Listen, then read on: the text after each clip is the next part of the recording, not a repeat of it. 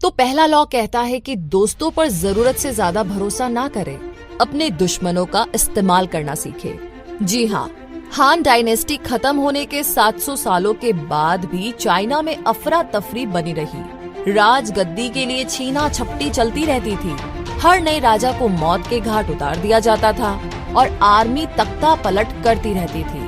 Power की ये लड़ाई खून और मार काट से रंगी हुई थी। तो ऐसे एक राजा को उसके जनरल्स ने मार डाला और उसके बाद अपने में से ही सबसे स्ट्रॉन्ग आदमी को चुन करके उसे राजा बना दिया था। अब इस नए राजा ने भी अपनी कुर्सी को सलामत रखने के लिए अपने सारे पावरफुल आदमियों को मरवा दिया, मगर कुछ सालों में वो खुद भी मारा जाएगा, क्योंकि उससे छोटी उम्र वाले नए जनरल उसके खिलाफ अब साजिश रच करके उसको और उसके बेटों को मार देंगे। तो ये जो पैटर्न है ये यूं ही चलता रहेगा। जो भी राजा बनेगा उसकी जान हमेशा खतरे में रहेगी, क्योंकि उसका हर कोई दुश्मन है।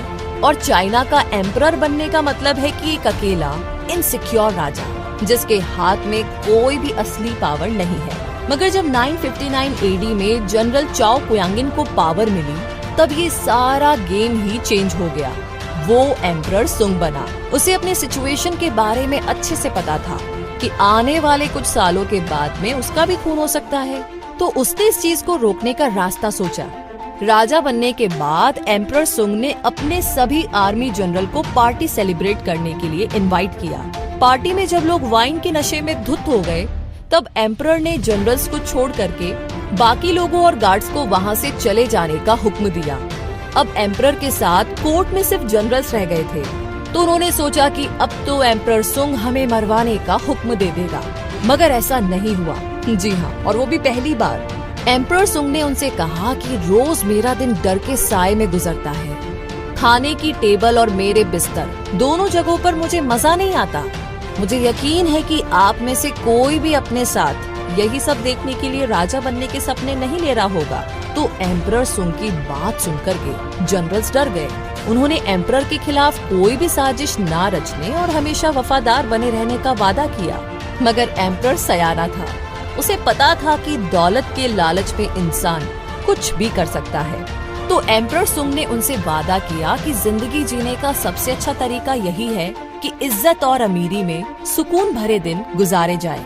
अगर आप लोग अपना कंट्रोल छोड़ने को तैयार है तो मैं वादा करता हूँ कि आप सबको फाइन एस्टेट और दौलत से माला माल कर दूंगा।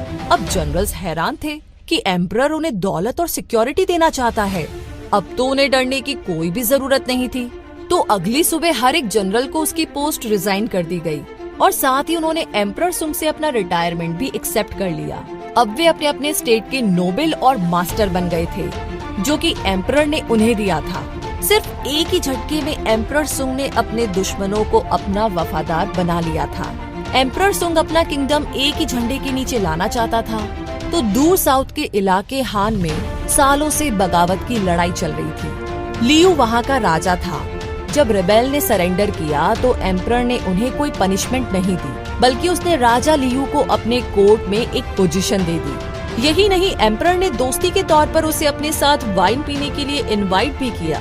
पैलेस में एम्परर सुंग ने राजा लियू को वाइन का ग्लास दिया, पर राजा लियू पीने से डर रहा था, क्योंकि उसे लगा कि कहीं इसमें जहर ना हो। उसने एम्परर से कहा, योर मैजेस्टी, मैं जानता हूँ कि जो गलती इस गुलाम से हुई है उसकी सजा सिर्फ मौत है, मगर फिर भी मैं आपके सामने जान की भीख मांगता हूँ, इसीलिए मुझे माफ करें, क्योंकि मैं ये वाइन नहीं पी सकता। ये बात सुनकर के एम्परर हंस पड़ा। उसका कोई इरादा नहीं था कि राजा लियू को वो जहर दे। तो राजा लियू को यकीन दिलाने के लिए उसने वो वाइन खुद पी ली। उस दिन से राजा लियू एम्परर का लॉयल बन गया था, जो कि कभी बहुत बड़ा रेबेल यानी कि दुश्मन हुआ करता था, अब वही एम्परर का सबसे पक्का दोस्त बन गया था। तो एम्परर सुंग ने जनरल्स को बड़े बड़े एस्टेट गिफ्ट करके होशियारी का काम किया था। अब उनसे एम्परर को कोई भी डर नहीं था। उन्हें मारने से तो अच्छा था कि उन्हें अपना लॉयल बना लिया जाए, और इससे आर्मी का तख्ता पलट भी हमेशा के लिए रुक गया। एम्परर सुंग पहला इंसान था जिसने चाइना में सिविल वॉर और वायलेंस को खत्म किया। सुंग डायनेस्टी 3 सेंचुरी तक चाइना में राज करती रही। तो कहने का मतलब ये है कि वो आदमी जिंदगी भर आपका एहसानमंद रहेगा, जिसे आपने मौत की सजा से बचाया हो या किसी भी बड़ी प्रॉब्लम से बचाया हो। ऐसा आदमी आपके खातिर दुनिया के आखिरी कोने में भी चला जाएगा। जब आप अपने दुश्मनों से दोस्ती कर लेते हैं तो वो आपके दोस्तों से भी ज्यादा भरोसेमंद निकलते हैं। और हमारे दोस्त अक्सर लड़ाई ना हो जाए ये सोच करके हर बात पर हामी भर लेते हैं। आपको बुरा न लगे इसीलिए वो अपनी क्वालिटीज को छुपा कर रखते हैं। हो सकता है कि आप उनको इतने अच्छे से नहीं जानते जितना आपको लगता है। हो सकता है कि वो आपसे जलते हो। जब भी कोई मुसीबत आती है तो अक्सर दोस्त भाग जाते हैं और दूसरी तरफ आपकी दुश्मन है जो किसी सोने की खान से कम नहीं है। बस आपको ये खान खोदनी